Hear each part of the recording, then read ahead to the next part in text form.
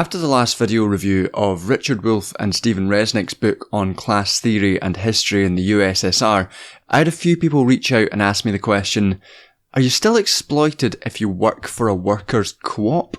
And from the outset, my answer to this question is essentially, yeah. Workers in isolated cooperatives within a global capitalist mode of production are still subject to the law of value and the sort of logic, the associated logic of global capital. And that is, under global capitalism, we're not just exploited by one single capitalist in the firm, in the workplace, but, following Marx, by the logic of capital as a global force, we're exploited by an accumulation of many capitals in a market of commodity exchange which itself presupposes the alienation of workers from the products of their labour. Any choice about what to do with the products of your labour is sort of constrained by the needs of the cooperative firm, the need of it to survive and to profit on the global commodity market, which is all to say, exploitation occurs.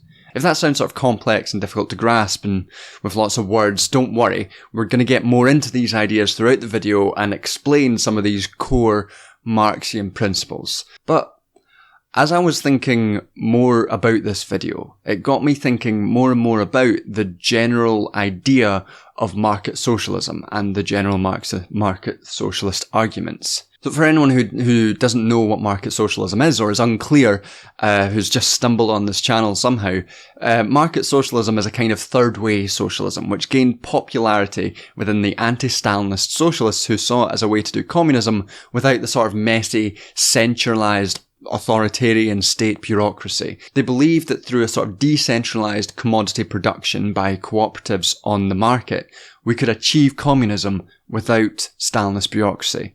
Nothing all that much needs to change. We just have democratic stakes within the firm for which we work. No big state, no big danger. No big state, no big danger. That's what they say. Is there just one weird trick to do socialism good? Who knows? I do. No.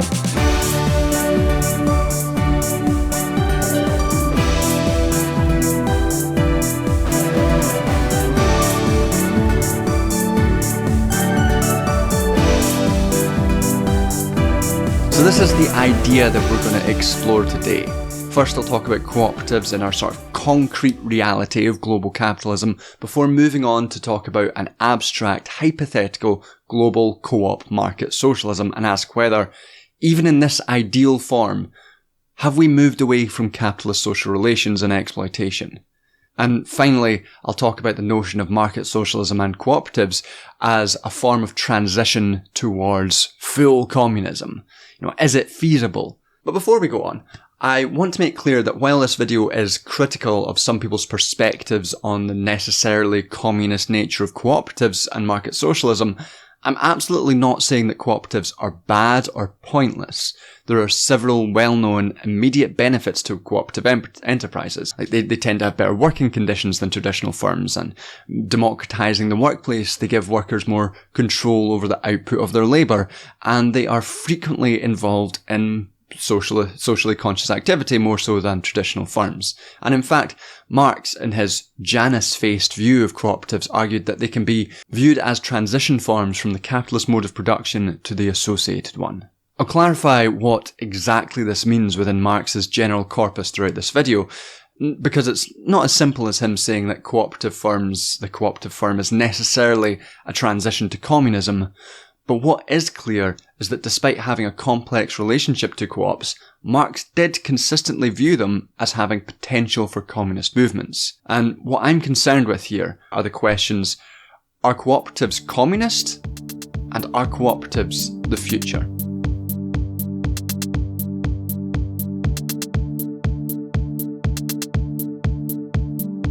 Let's begin with the concrete.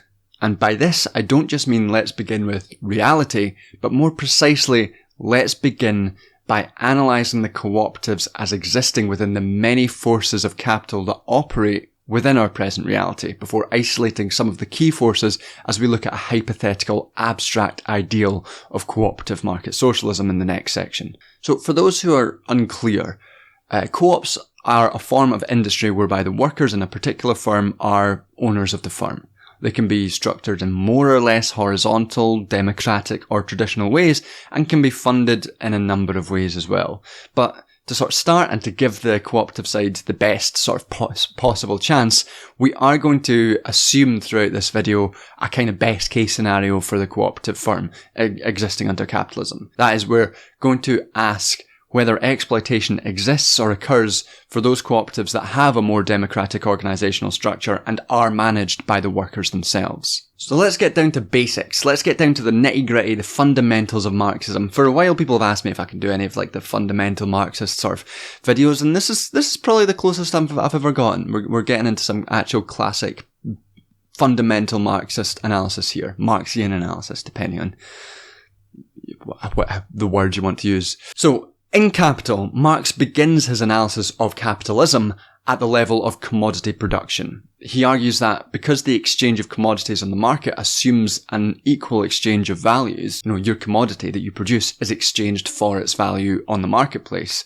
then something has to happen within this process of production and exchange to imbue a commodity with more value than just the accumulated materials and means of production. Otherwise you wouldn't be able to profit. You'd just be like exchanging like for like over and over again, and you couldn't accumulate capital. Something needs to happen so that capitalists can profit, so that we can get loads of money. Loads of money! This is a journey into money. Loads of money! And this something is labour power. Labour power is the specific form of labour that is bought by a capitalist on the labour market and then used in the production process. It's your labour set in motion in the factory, for example. This labour power transfers value into the commodity, which can then be sold on the market for profit. But this profit can only be realised if the amount that the capitalist pays for your labour power is less than the value the labour power imbues within the commodity. This is the basis of exploitation. The individual labourer produces more value than is returned to them via wages. They do not control the surplus value they produce. It's controlled by another actor. This is what's meant by alienation. The surplus is alienated because it's controlled by another agent, not just the individual labourer. In this simple sketch, it's controlled by the individual capitalist. So far, so classical economics. In order for this to work, we have to assume that the value of commodities on the labour market is determined not by the labour-producing activity of the individual or concrete labour power, but instead by socially necessary labour time. If I were to make this shirt, I couldn't make it more valuable simply by working on it longer. Rather, I'm subject to the force of socially necessary labour time, which determines the general value of the shirt. If this shirt can be produced 100-fold by a factory in the time it takes me just to make one, then I'll have to sell this shirt at a very, very low price to compete with the other firm, and would frankly have no chance of producing enough profit to then reproduce myself and the production process as a whole. Even if I were to cut corners and make it like a cute little crop top.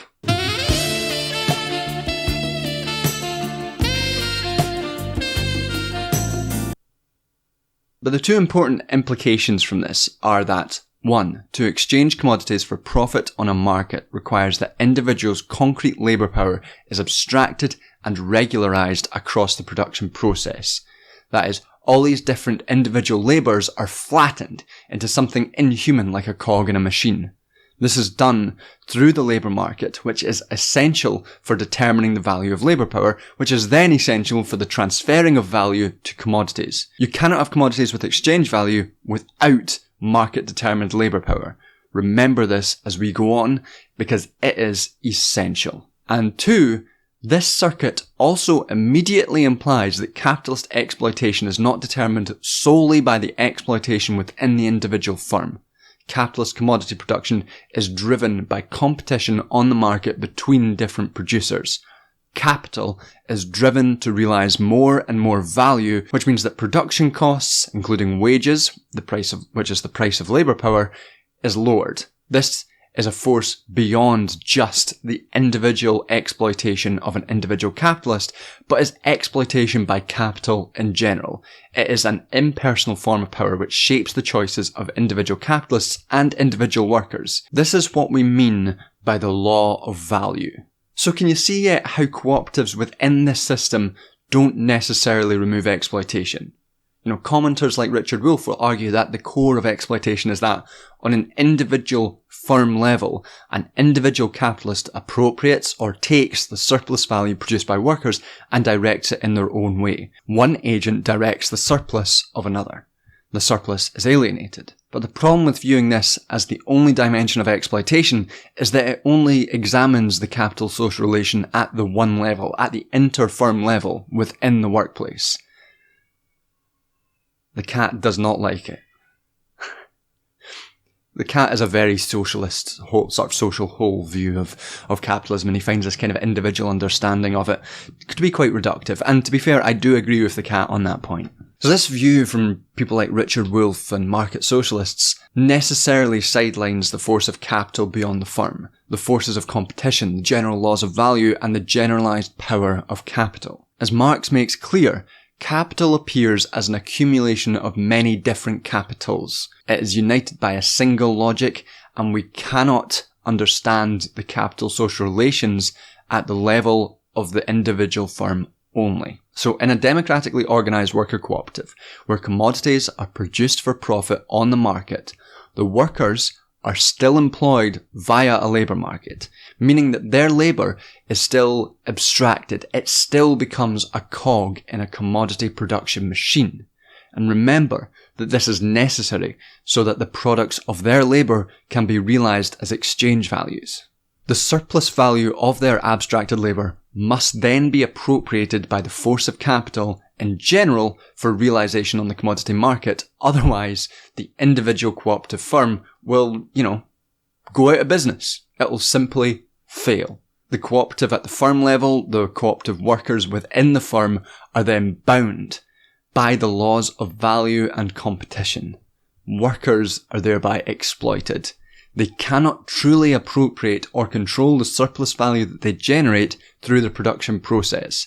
It is dominated by the impersonal power of capital and the market. As O'Neill points out, workers in a co-op are forced by the congealed manifestation of their ownership, by the cooperative firm as an institution, to act just as an employer would force them to.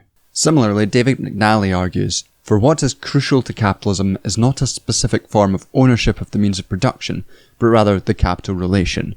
That relation in which the direct producers are dominated by the means of production and the incessant drive to develop and expand them.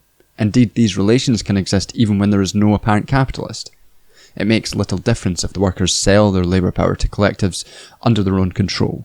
So long as these enterprises are engaged in commodity production, so long as their revenues are governed by market prices, then wage labour will prevail, since the fund for wages will be determined by the market prices for their commodities. And so long as they are forced to accumulate in order to meet socially necessary labour times, which are determined on the market, then the provision of these wages themselves will depend on the success of strategies of self-exploitation, i.e., the accumulation of a surplus from their own labour which enables the worker to utilise a quality and quantity of means of production which ensure the market viability of the firm. This is why even workers' cooperatives producing commodities for the market will tend inevitably to become their own capitalists. They will be driven by market competition to accumulate a growing surplus from their own labour in order to invest in new means of production which give them a fighting chance to meet the survival conditions established on the market. And we can see this exact process work out through cooperatives in the real world. They frequently end up replicating traditional forms of labour management, including driving down the costs of production through things like cutting wages, or, as the cooperative Mondragon has done, by employing cheap labour in different parts of the world without offering such workers ownership of the co-op. These are the rational behaviours of commodity-producing firms within the capitalist commodity market. They're not aberrations. And so it's for this reason that the founders of the British Labour Party argued that, back when the Labour Party was founded by socialists and not...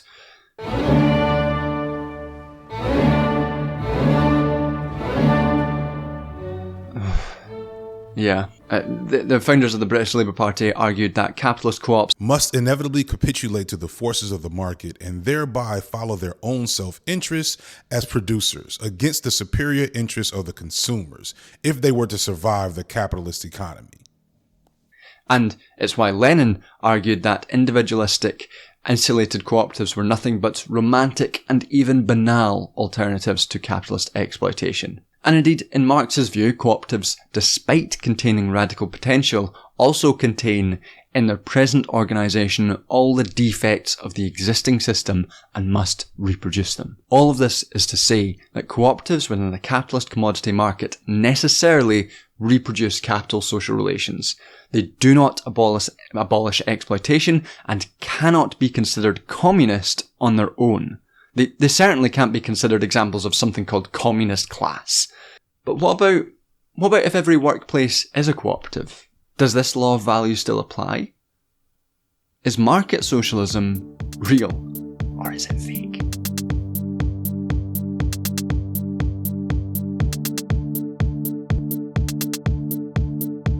So, we've established that under the current capitalist conditions, worker cooperatives don't end capitalist exploitation. The surplus value generated by workers is still directed by the impersonal power of capital. It is appropriated not by an individual capitalist, but by capital, personified through the co-op institution itself, and, appropriated by the general social capital as a whole. And the choices of what can be done with that surplus is still shaped by the logic of capitalist commodity production. That is, it's shaped by an agent other than the workers.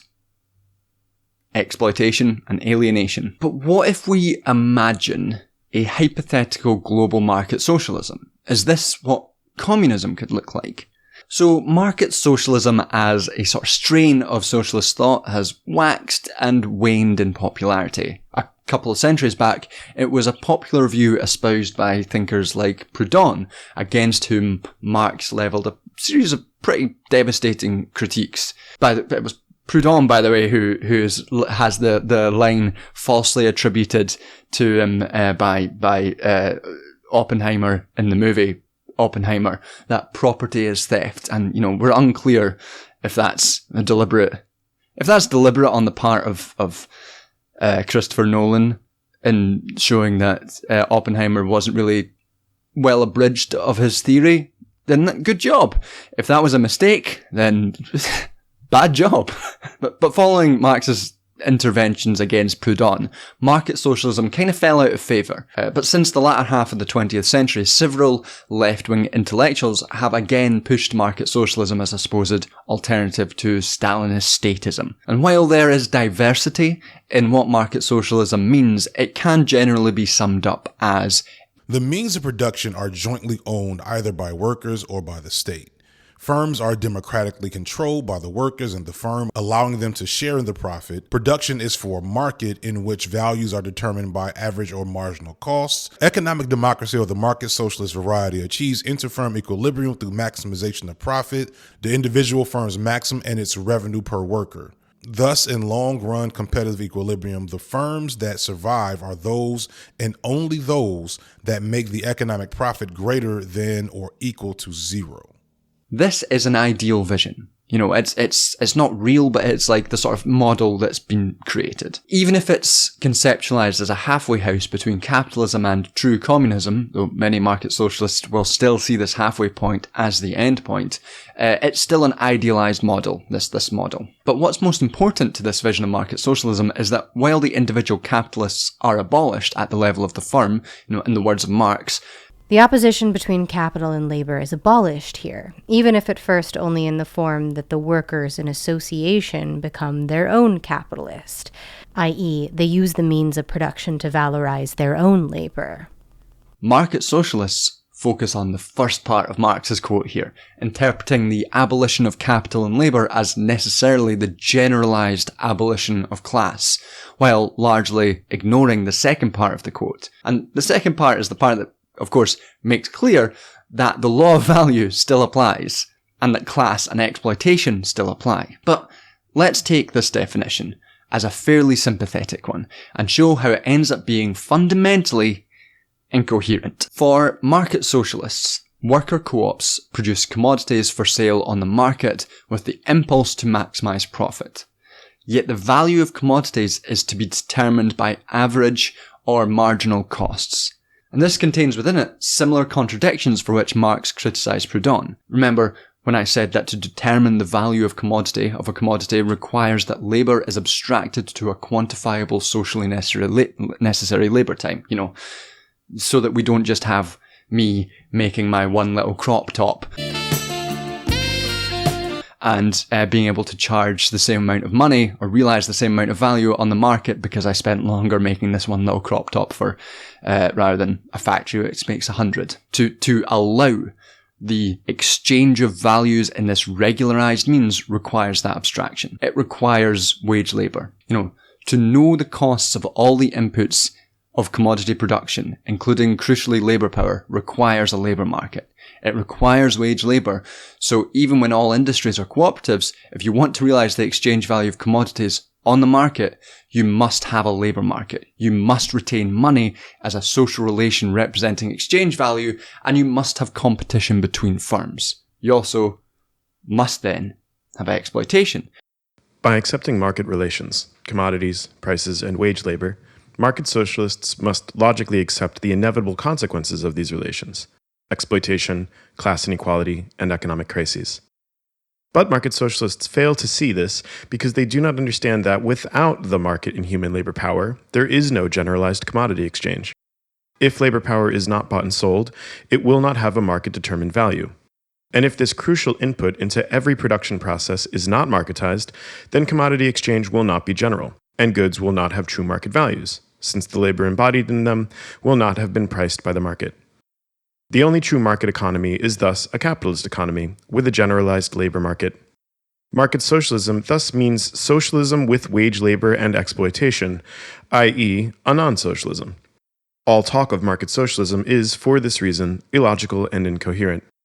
This is why Marx insists that socialism requires the abolition of wage labor, which can only mean the decommodification of labor power. The elimination of exploitation and class inequality is impossible without the abolition of the labor market. And this can only mean the demarketization of economic life.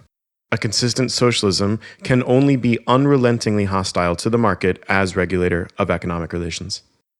What this long quote, I admit it's a long quote, don't get on at me, it's just good, it's a good long quote. But what this long quote means is that under market socialism, the entire economic structure is underpinned by the logic of a commodity market. The only way market price signals can be formed is if the inputs into the production process are priced on the market.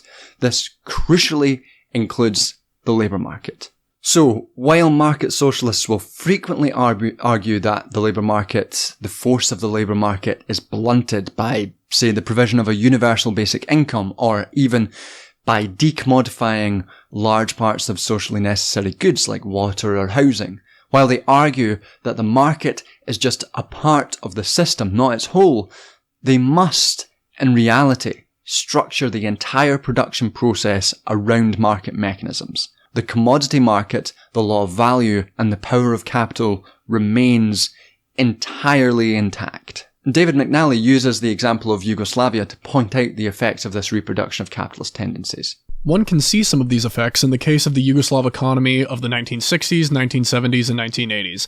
Yugoslavia was that Stalinist state which most seriously tried to coordinate elements of workers' participation in the firm with market regulation, and the results were entirely consistent with the analysis we have presented. Inherent tendencies towards unemployment, partially relieved for a time through emigration, inflation, increasing social inequality, and concentration and centralization of capital. The Yugoslav case demonstrates that market regulation imposes its own imperatives on the firm, irrespective of its structure of ownership or the degree of workers' self-management, which in the Yugoslav case was often exaggerated by commentators. As one socialist critic rightly notes, Yugoslav history suggests that self-management can be destroyed by economic conditions external to the firm, even when supported by a full panoply of intra-firm self-management laws and institutions. And this is why, in Marx's view, communist societies must abolish money, the law of value, and markets. It's an absolutely central part of his vision of communism. But a final nail in this vision of market socialism is the notion that it overcomes state power. While Marx is sometimes held up as being a statist against market socialists, the truth is far more complicated. Market socialists and anarchists. For Marx, the association of producers planning the production process is not a state as such, but is immediate working class governance. He consciously makes that clear. That is why Marx never spoke of a worker state through which the proletariat would, in some sense, hold power in the transition to socialism. And in his writings on the Paris Commune of 1871, he was careful not to describe the Commune as a state. Rather, it was a working class form of government. But on the other hand, as Marx makes clear, in order to regulate and maintain the alienating power of the market, requires the alienating power of the state. And by alienating here, I again mean that the state is a different agent to the people who are producing. It is not consciously part of the producers or of society, but is rather an entity which stands apart from them. It is an ultimate regulatory body. So rather than a fix for state power, market socialism presupposes the continued and necessary existence of the state to maintain the market. We see this in neoliberalism all the time. Despite the rhetoric of small state, the state is required to maintain the market. It is required. The Fed loaned or guaranteed the banks some $7.7 trillion, about half the value of all the goods and services produced by the U.S. economy. Even in this highly abstracted ideal of market socialism, in which all the producers in the world are part of a cooperatively owned series of firms within, a socialist market economy, the laws of capital still apply. Instead of creating a society without exploitation, without class, without alienation, without a state, we will have just done capitalism again, but with co-ops. And maybe slightly more humanely for a bit. Of course, we all know capitalism degenerates, as we see horribly every day. So what market socialists have done is simply blunt the edge of communist imaginaries. But having said all that, Marx did still advocate for co-ops as offering the potential transition to a communist mode of production. And with everything I've said, this seems to make no sense at all. This would be something someone might use a quote to prove me wrong. So let's take a look at it.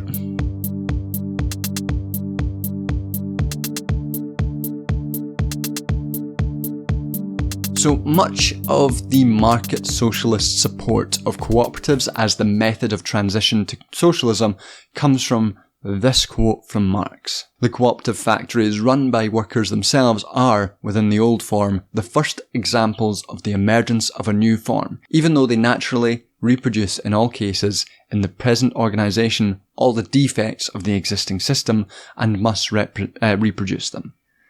But the opposition between capital and labour is abolished there, even if at first only in the form that workers in association become their own capitalists, i.e. they use the means of production to valorise their labour. These factories show how, at a certain stage of development of material forces of production and of the social forms of production corresponding to them, a new mode of production develops and is formed naturally out of the old. Capitalist joint stock companies, as much as cooperative factories, should be viewed as transition forms from the capitalist mode of production to the associated one. Simply that, in one case, the opposition is abolished in a negative way, and in the other, in a positive way. So, read with a predisposition to market socialism, this seems pretty definitive. It looks like I'm wrong. Marx is apparently saying here that co-ops have abolished class and represent the transition to a new phase of production. But it's of course not quite as simple as that. It's not going to be quite as simple as that. It's Marx. We've already sort of dealt with the sort of class stuff earlier. While the opposition between capital and labour may be abolished at the level of the firm, the general capital relation across the whole of society is not. Rather, the firm is still embroiled in wider societal capital relations. Which is why Marx says that the opposition between capital and labor is abolished here, even if at first only in the form that the workers in association become their own capitalist, i.e., they use the means of production to valorize their own labor. Marx is quite clear here that class as a relation to capital remains, even if it's, changed at the level of the firm. But even if it is the case that class is not abolished by co-ops, do the existence of cooperative firms represent the transitionary form to socialism? Do we just need to expand the use of co-ops as an organisational form? To approach this, I think we've got to understand Marx's thinking as someone who's especially attuned to the specific historical moment, the immediate experience of the world around him. People talk about Marx as a sort of generalising, trans-historical thinker, but he very much explicitly was not that. He was a very historically attuned thinker. This means that his views of things like co-ops were deeply influenced by how they exist in the actual world. In the wake of the collapse of the Paris Commune,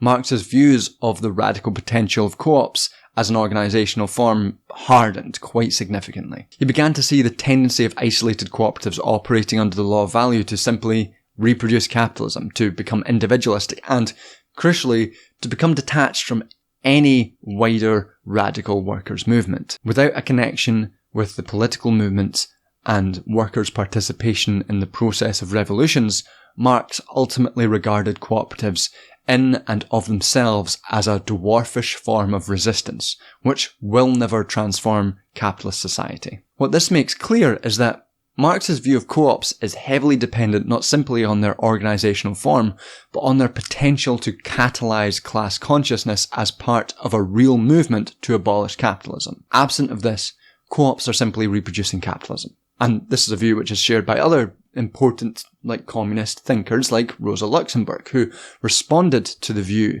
that simply establishing co-ops and unions represented a gradualist reformist path to socialism by arguing that such gradualist co-ops as small units of socialist production within capitalist exchange were totally incapable of transforming the capitalist mode of production. She argued that cooperatives could not serve as a democratic mode of production as long as they operated within a competitive system under capitalism, and that any such reformist models only served to extend and perpetuate the capitalist system. So, if it's not the organisational form itself which is revolutionary or transitionary for Marx, what is it?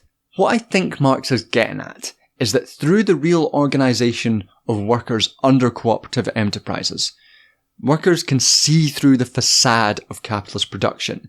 Using the metaphor of an orchestra, Marx argues that cooperative firms unveil the truth that production is already necessarily social and not private under capitalism, and that it can be directed by the producers or the musicians themselves without a conductor.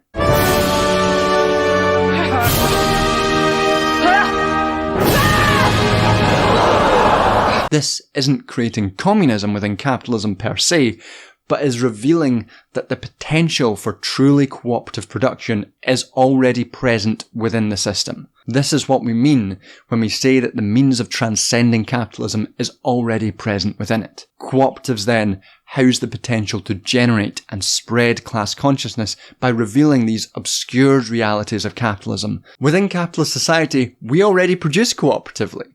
We have to. That's how we survive. What cooperatives reveal is that we can direct that process ourselves. What is then important for Marx is not necessarily the form of co-ops, but the real practice of organising inter-firm production in this way can generate the kind of consciousness required to set us on the road to communism, provided that consciousness is consciously promoted by the co-op itself. Just like how unions are not in themselves communist and can very much become simply a means of facilitating capitalist production, yet can also generate revolutionary consciousness. Neither are automatically transitionary forms of organisation, but depending on their actual revolutionary activity, can be agents of social transformation. This is why Marx, when talking about the Paris Commune, did not necessarily believe that the Commune represented the imminent transformation of an exploitative class-based society. Rather, he hoped only that it would be the beginning of a long and protracted transitional process. I think it's quite clear that the opinions of Marx and Luxemburg on this are basically right. Like, we've seen time and time again throughout history that cooperatives on their own haven't superseded capitalist relations, either ending up failing in the face of competitive pressure or acquiescing to the logic of capital itself. Take even the most famous contemporary cooperative experiments of Mondragon in Spain. Like, while Mondragon is successful in a number of ways, it explicitly is not in the business of proselytizing the cooperative movement. It has so far been unwilling to spread the gospel, so to speak. This, combined with its exploitation of non-cooperative workers, illustrates exactly the issue that Marx and Luxemburg are pointing to. Mondragon is failing to spread class consciousness. As it stands, this is emphatically not a transitionary mode of production within capitalism.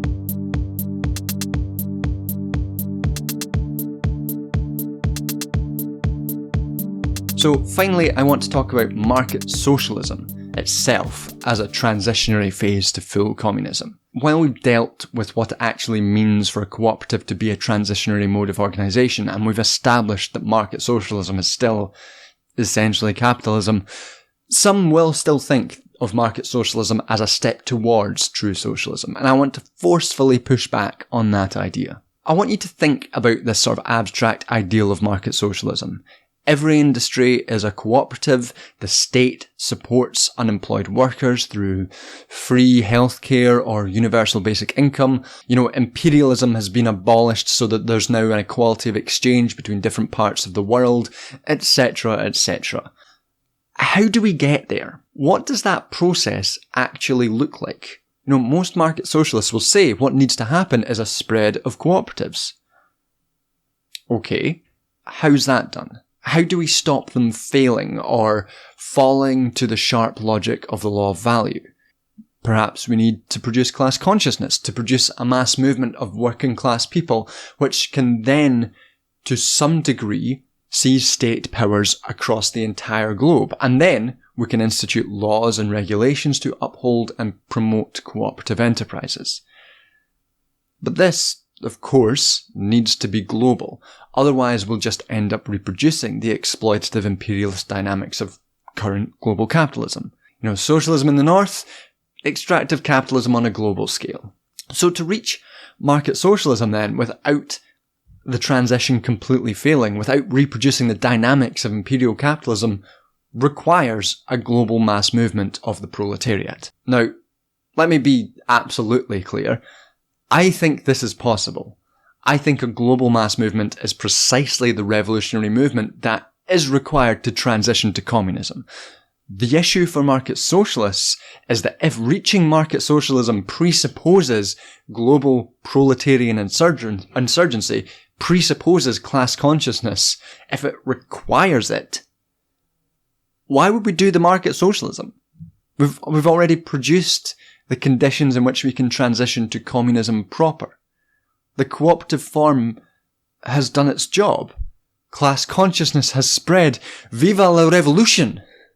Why bother with the extra step? Viva la evolution? In the end, what I think those who promote market socialism wish to do is to propose a world which doesn't really look all that much different from our current one. It's a world which doesn't require much imagination. It's easy to convince folk to, be socialists if they don't have to do much, they don't have to change much, the world is pretty much the same. But it's precisely the lack of imagination, the lack of revolutionary imagination, that is the problem here. In pushing this view, market socialists are not generating class consciousness, they're not revealing the obscured reality of current capitalist production, that it is already social and can already be consciously directed. In short, market socialists are not only blunting the communist critique in general, but despite their love of co-ops, they're failing to see what the actual revolutionary potential of them is. They are blunting the actual radical edge of cooperative production. That is all to say, market socialism is fake.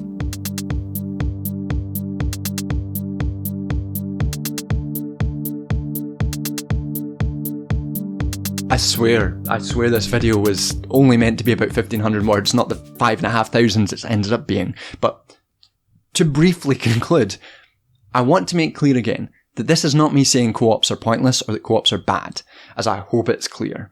Rather, I think it's important to understand precisely what makes them important.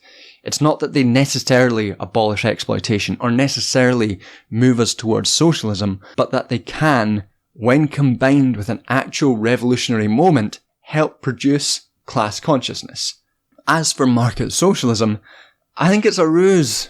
I think it blunts the edge of communist critique. I also think it ends up readily accepting many neoliberal assumptions about the necessary rationality of market allocation and price mechanisms. Market socialists either have to accept the disillusion of market dominance in the inputs and outputs of production and thereby abandon the market, or they accept a labour market with abstracted, alienated labour to produce commodities, whose value is only realised through exchange on that market, and thus abandon socialism.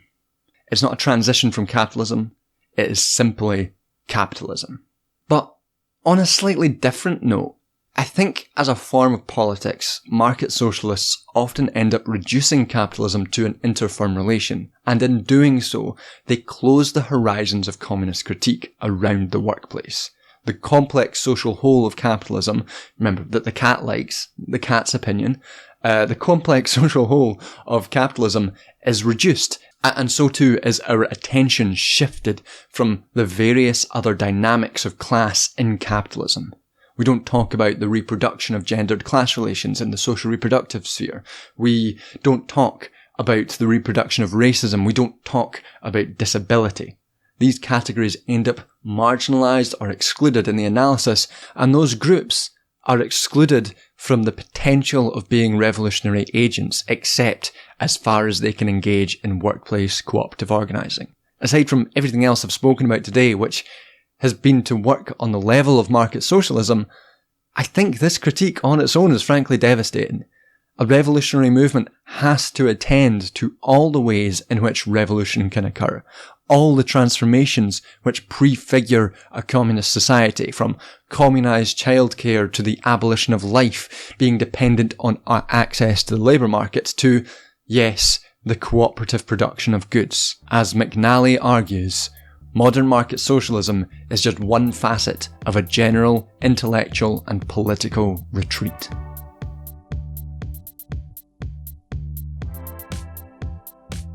Alright, thanks for watching everyone. As ever, please remember to like and subscribe and share the video if you can. And feel free to sign up to my Patreon from $2 a month, or you can give a one-off donation via PayPal or Ko-fi, just to sort of keep me ticking over and producing this sort of video. I hope you've liked it. I quite enjoyed writing this. Quite enjoyed this video. I think it's turned out quite well. And yeah, some real nitty-gritty, basic Marxist stuff in there.